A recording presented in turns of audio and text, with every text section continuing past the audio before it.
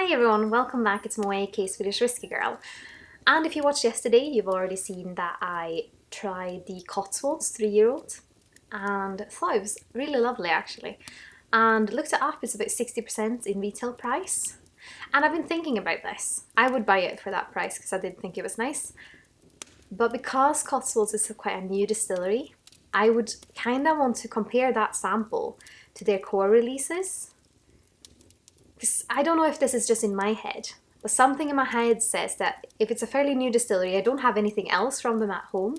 I kind of want a distillery edition, if they're nice, and I know some of them are.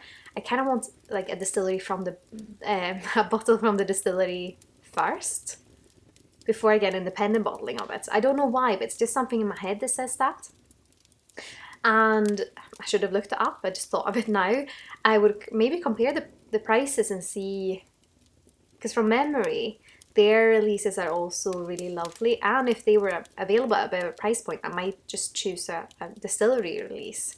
And then as I'm sure my love for the distillery will grow, hopefully my expectations, I can't speak, my expectations are very high. Then maybe I will go for an independent bottling later on. Or should I just go for it now and then I'll have it? Okay, so we're on day 18. I'll leave that for now. And I have my whiskey calendar from that Boutiquey Whisky company. And yes, let's try some whiskey. Or let's try some whiskey and then we're gonna see what it is. So day 18. This is the thing. I'm getting to that kind of point in the day when I'm recording this that I feel like I'm saying things, but I'm thinking another thing. So I feel like I'm going to be like, oh, we're on day 2. And then in my head it's like, oh, day 18. So let's take that out without looking at it. And pour us it around.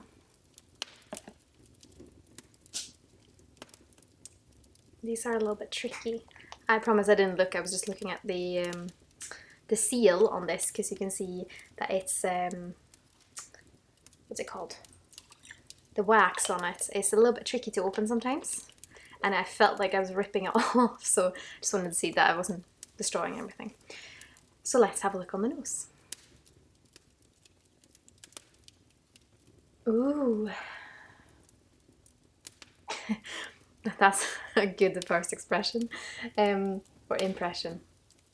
Why are some English words so similar and why can I not keep track of them? I don't know, I think it's just a little thing that I have. When I say something wrong in English, I feel like I can't speak English at all and I feel like people are judging me. So please don't judge me, please be nice. I try my best. This is like salted caramel toffee.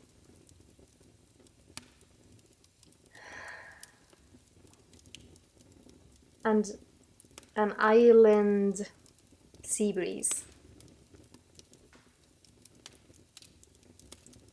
This is the kind of thing that I get on Talisker when it's like you're standing on a cliff, the wind is quite rough, it's not really raining, but you can just feel kind of the sea breeze. When the waves come in, it kind of hits you in the face and you can just really, really smell the salt.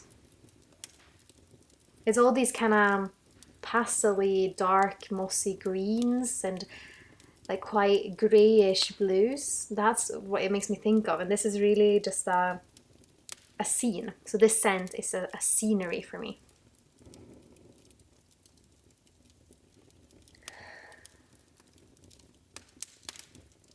It does make me think a little bit of peat, but it's more in that kind of salty Talisker way.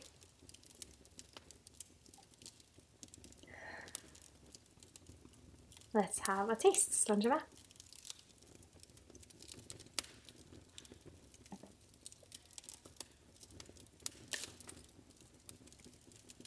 Yeah, there's some charcoal smoke in there.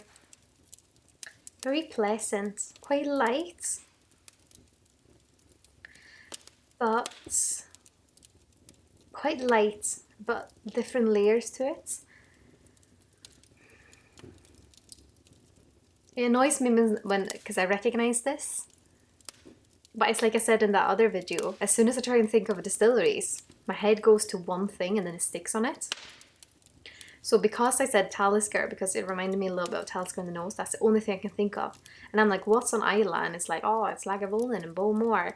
But I can't bring the flavours out, which I usually can. Maybe it's this time of the year. It's been a long, rough year, guys. So I'm just gonna let my palate and my nose relax a little bit.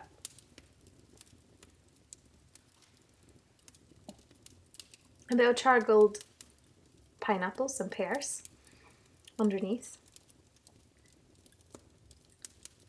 And that lovely, this is such a nice smoke. It's not overpowering, but it's quite charcoaly and quite... The fruitiness makes it mouth-watering, but the smoke makes it mysterious. I do really want to find out what this is. A part of me wants to make a really good guess and then really hope it's that, but I can't think of anything. So let's have a look. Of course it is. Of course it's Caol Ila. Of course it is Caol Ila. It's an 11-year-old Caol Ila. Batch 12, single malt Scotch whisky from Islay. It's 48.1% ABV. And it's lovely. I mean,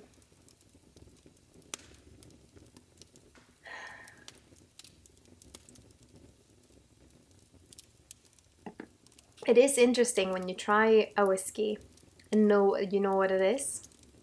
Because I think when you blind taste whiskies, you get the major things popping out. But as soon as you have a name for it, or a region, or any type of information on it, your brain knows what to look for. If you've tried a lot of whiskies, then you kind of know generally what different things is. The smoke was a bit softer for me, which is why I was leaning towards like an island whiskey, like a Talisker. But it's, the sweetness comes out now, just because I know it's Caol Ila. But yeah, more charcoaly than ashy. I generally find Caol Ila to be ashy, but this is more charcoal. But yeah, I mean, this is a very, very pleasant smoky whiskey. When in doubt, Caol Ila, I guess. I mean, you'll see a lot of independent bottlings is Caol Ila, especially if they might not tell you what it is. Could be Caol Ila as well. And if it's this kind of lighter approach to smoke, then it could be. But I mean, it's nice, so no fault with it. I'm definitely gonna sit and sip it. I think it will be a good winter's evening dram. I mean, I'd love to hear your thoughts on Caol Ila. Please let me know in the comment section here below if you like Caol Ila, or maybe you don't, then let me know why. And I certainly hope to see you tomorrow when we're back for... Is it day 19 tomorrow? It goes so quickly. Yeah. But yeah, I'll hope you see you tomorrow. Until then, I hope you're having a lovely December. Sláinte Skål.